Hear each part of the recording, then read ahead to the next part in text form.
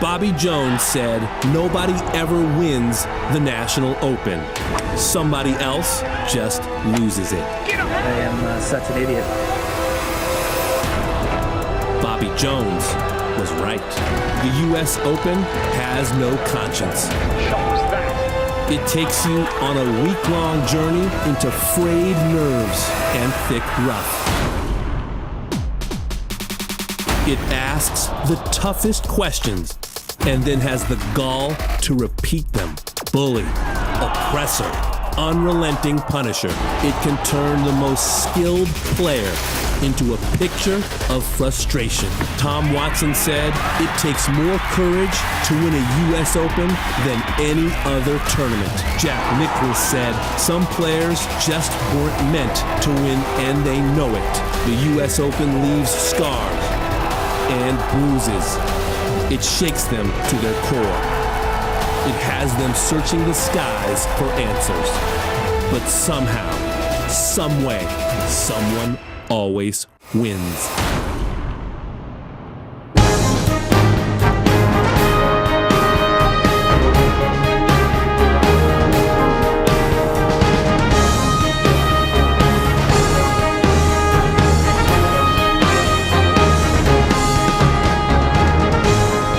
Morning Drive, presented by Rolex.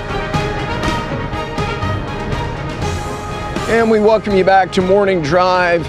The exception of the top players in the game, there was 9,485 entrants that tried the process of getting into this national championship at the 113 local sites. Qualifying actually started in 1913, 104 years ago. That happened to be the year that Francis Ouimet won the U.S. Open. Good morning. We welcome you back to Aaron Hills, Gary Williams, alongside Charlie Reimer and John Cook. We have what they're playing for between us. And John, 1981, you had your hands not too far away from this trophy. A couple times, yeah. In 1981 at Marion, had a good week and had a chance. Also at Oakmont in 94, had a couple shots out of that big playoff with Ernie Els and Colin Montgomery and Lauren Roberts. So it was close enough. It was close. But it kind of slipped away. I'm going to tell you, this is almost feels like a relic, like from Indiana Jones movie. I mean, it's sort of got its own, vibe to it. I don't want to get anywhere near it, but I appreciate being close to it. Well, you got into this championship in 1992. The weather has been certainly a part of the story early in the week. This is the final day of preparation. They had some early storms on Tuesday that softened the golf course. So let's take a look at the weather report from our friends at the Weather Channel. Chance of scattered showers, thunderstorms today, about a 50% chance. The opening day of this 117th United States Open Championship looks outstanding, but Friday and Saturday there are some chances of some additional showers here in Aaron, Wisconsin. And one of the players who certainly is among the favorites is, as we go inside the ropes, is Ricky Fowler. Charlie, let me start with you. You've used the term offense early in the week. This is a championship most notably defined by playing defense, but you think there's a lot of offense, and you're bullish on Ricky this week. I really am, and here's why. He's the best driver on the PGA Tour this season. If you look at total driving, he's #1. That's a combination of length and accuracy. If you have the guts and the talent to go out on this golf course and hit driver and put it in play, we just came off of that weather forecast, Gary. We've had some rain early in the week. We're going to have rain throughout the course of the week. These greens are going to be receptive. If you drive the ball well, you've got a lot of opportunity with your scoring clubs. I think Ricky can go out for 72 holes and drive the ball well, put it in play, and give himself a chance to play offense and make some birdies. And we might be surprised at some of the scoring we see this week from the guys that do drive the ball well. Yeah, it's interesting. John, yesterday Jordan Spieth was asked about the number of first-time major champions. There's this trend going on. He didn't really have a theory on it. How about your feelings about Ricky breaking through and getting a major this week? I like his chances. If he can stay away from that big number, Chris was talking about it earlier in the show, eliminate those doubles, eliminate those triples, and he's going to make plenty of birdies. He's got one of the great putting strokes that we have right now on tour. He rolls the ball great. These greens around the holes, not a lot of movement. I think he can be pretty aggressive on that. Drives the ball very well. He's got great imagination. His only downfall ball striking wise is when he gets that ball started left and kind of hanging a little bit left. He can remedy that. When he had his great years there in those major championships, he learned to hit that hold shot. Not that really hard left to right, but just that hold shot. He plays that shot this week and has that under control and doesn't miss it left. He's got a great chance on Sunday. And Charlie, back to your point about his total driving, which is very, very impressive, his combined distance and accuracy with the width of these fairways. He's an aggressive player. You got to believe that he's going to have driver in his hand throughout his round. Absolutely you are. I mean, there's places to hit the golf ball here.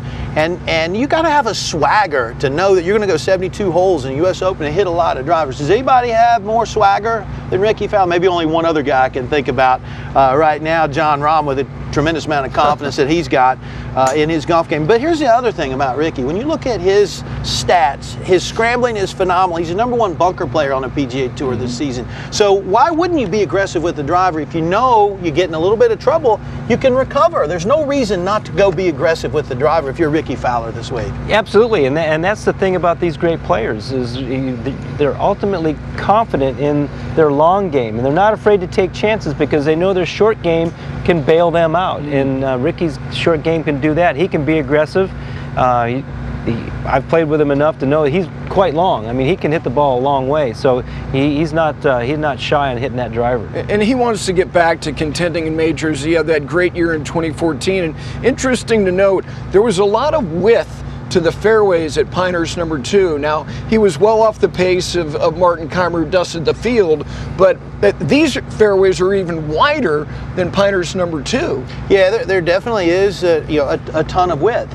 And the key is, though, if your eye gets drawn a little bit off of that wide fairway over to that fescue and you hit one or two bad, you can lose your confidence pretty quickly.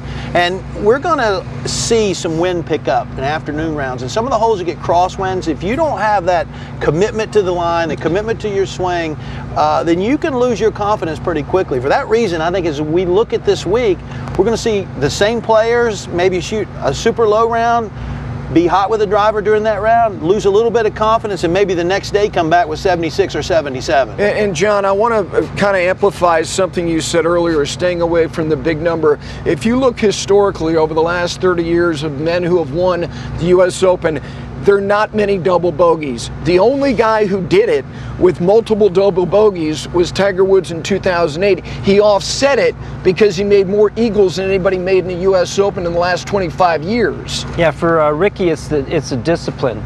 And can he show the discipline to, if he does get the ball out of position, get it back in position and let his wedge game speak for itself? If he can show that discipline on the couple occasions that he might need it, I think that, like I said before, he has a great chance to be there on Sunday afternoon. All right, we are now joined by the insider, senior writer at GolfChannel.com, Rex Hoggard. Rex, good morning. Morning, Gary. How are you? I'm doing great. Let's talk about one of the stories that really developed yesterday, and it was in addition to the weather, and that was the USGA making the choice to cut back the fescue, the large fescue on 4 of the holes. The reaction of the players and kind of the feeling that you're getting as to why that decision was made. Well, to be clear, they almost broke the internet yesterday. I've never seen anything like this, to be quite honest with you. Guys started seeing pictures of them cutting the rough, and it was on 4 separate holes. And essentially what they did, I spoke with a USGA spokesman, and he said that this was kind of part of the plan, that if they get a lot of rain or if they got a lot of wind, there's certain parts of this fescue out here that has a tendency to lay over. And as unfair as some players thought the fescue was earlier in the week, and we're talking about the stuff that's off the main rough, as unfair as it was earlier in the week, that when it laid down, it was virtually unplayable. So the USGA did go out, they did cut some swaths. I walked out to 4 yesterday, and it's about 100 yards long on both sides of the fairway and maybe about 2 or 3 yards wide. And what's interesting to point out here is even though the USGA said this was not a reaction to some negative feedback that they had received from the players, of course, the video that Kevin Na posted on Monday on social media is one of the ones that most people think about. It was part of the normal plan. It has given the players a little bit more confidence. Now, it's important to point out that even though they cut back the fescue, looking at that rough yesterday, it's still 4 or 5 inches tall. You're still not going to be able to probably advance it all the way to the green, but you will be able to find your ball, you will be able to hit out of it. And I think Rory McIlroy probably had the best take on it. He was a little surprised when he heard the news. He's made the point that, look, these fairways, as you just pointed out, they're the widest in U.S. Open history, at least recent U.S. Open history. And if you're missing those fairways, you do have an issue. I was just speaking with Ross Fisher on the range. He kind of echoed that if you hit into that fescue, you have hit a very, very bad shot, and you probably deserve the penalty you're going to get. You know, there's a lot of niceties that you hear early in the week at major championships, but this is a first look for the lion's share of this field. What has been the overwhelming sentiment that you've gotten from player reaction to this golf course? Well, what was interesting, I got here on Monday and I immediately started talking to players, and as you pointed out, that look, this was the great unknown. Guys didn't know what to expect from this golf course. If you look at the scorecard, 7,700 yards and some change, and I almost just took a ball to the shin. Sorry about that. If you look at what they were looking at on the scorecard, it was going to be a very, very difficult golf course, but everyone seemed to think it was going to be a Bombers golf course. But then you talked to some players earlier in the week, and I think Wesley Bryant probably had the best take of anyone I spoke to, that look, the fairways are very wide. It is certainly going to be a benefit for the Bombers, but a guy like him who's a mid-length hitter, he can use a lot of the mounds, a lot of the slopes on the greens to get the ball close. And even though some guys might have an 8-iron, he's going to have a 6-iron. He felt like he could still be aggressive. He felt like he could still give himself opportunities and avoid those big numbers by hitting into that big, tall rough. And again, we go back to how long this golf course is. The important thing is talking to players. Two of the key holes that I've heard brought up all week long is the second, which is the shortest par 4. Yesterday it was playing downwind. I walked with Brooks Koepka. He actually drove the green, but if it plays into the wind, it creates a lot of issues for the guys, specifically off the tee. It's a blind tee shot. It could be a blind second shot depending on the wind. And then the 9th hole, which is the shortest hole on the golf course. It's a little par 3, 135 yards down the hill with a green that runs away from guys. So that's going to be a concern. It's the little holes the guys are focused on, not these 600-yard par 5s.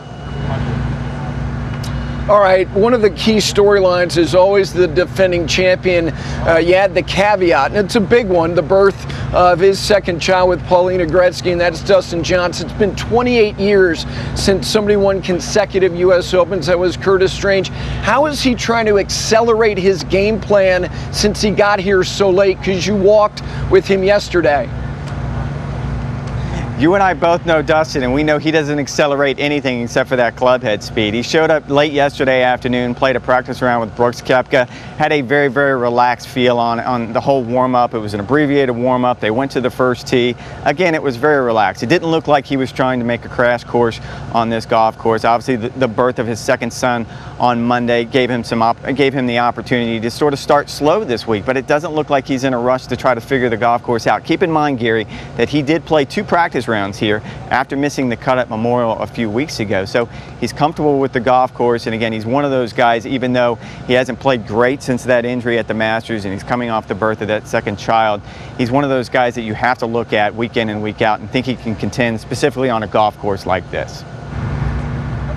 Yeah, no question. And if Brian Harman doesn't make that long putt, he might have been in a playoff at the Wells Fargo about a month ago. Looking forward to your reports all week, and obviously your written word at golfchannel.com. Thanks so much. Thanks, Gary. All right, for now, let's go back to Studio AP. Say good morning again to Cara.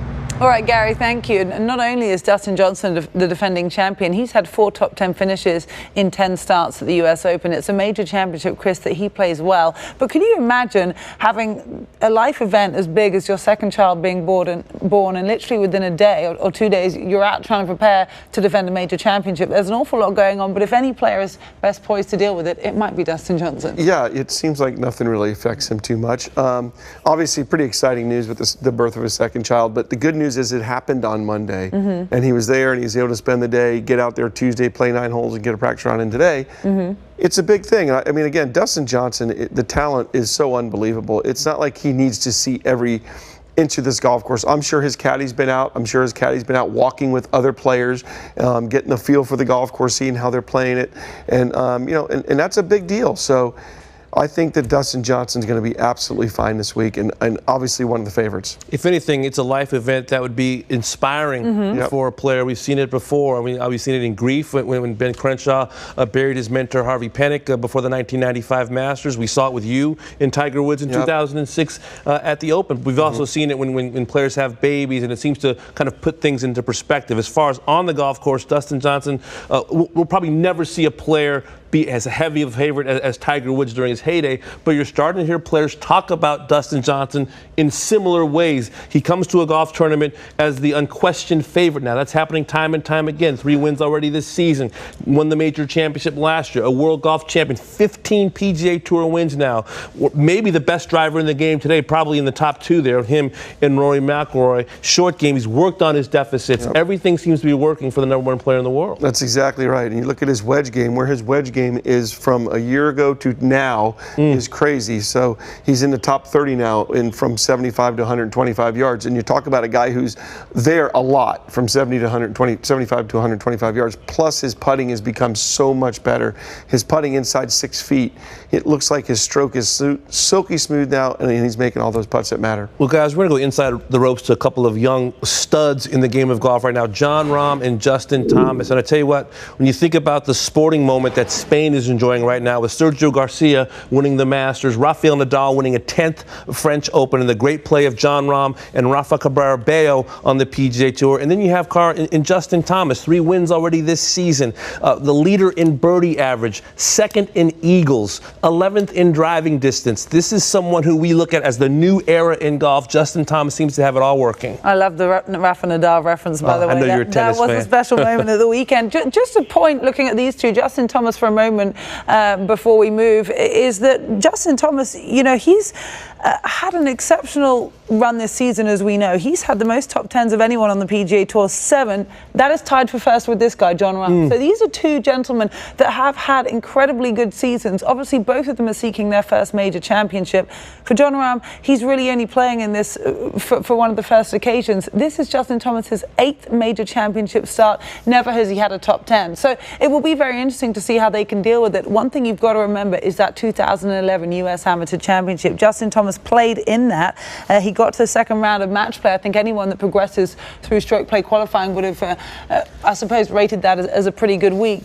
But to transition from Dustin Johnson, what he's been going through in his life, it's Father's Day this weekend, the inspiration that might come with it. Chris, I find it fascinating to look at the differences between these guys at the top of their game who are family men, they're fathers, they have an awful lot going on off of the course, and then you have these kind of young studs who are playing incredibly well at a young age, who don't really have as much of a distraction off the golf course, yet they still manage to play as well as each other. Well, and I can promise you that both their dads are probably here watching, so for them it'd be pretty special to have their dads on that green on Sunday and hugging their dad and giving them that Father's Day present. We remember seeing that with Gray McDowell and his dad when he won at Pebble Beach. The thing that stands out to me about Justin Thomas, we were talking about, and Damon brought up, he's 11th in driving distance. He is maybe 158 pounds dripping wet. So, and Jon Rahm, we know what he was hitting the ball past Dustin Johnson when they were playing in the match play. So it is crazy stuff to see how far these guys are hitting it. And we're talking about the longest course by yardage in U.S. Open history. So these guys that hit the ball this far, these guys are going to have a huge advantage this week. The longest course, and one that we don't know a lot about. Many people think this is a wide open U.S. Open. Let's send it over to Lauren Thompson for a check of social media. Thank you, Damon. When you're talking about Erin Hills, people trying to familiarize themselves with the place, they're talking about how difficult that fescue is, but they're also talking about how tricky the bunker is. And Tyrrell Hatton, a European Tour winner, a fellow European Tour winner, and Andrew Beef Johnston in there.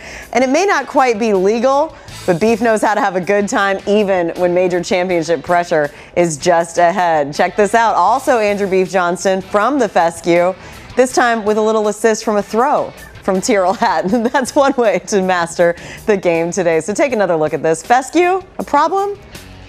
Not if you're using someone else's arm to get the ball out there on the green. So mastering the bunkers at Erin Hills.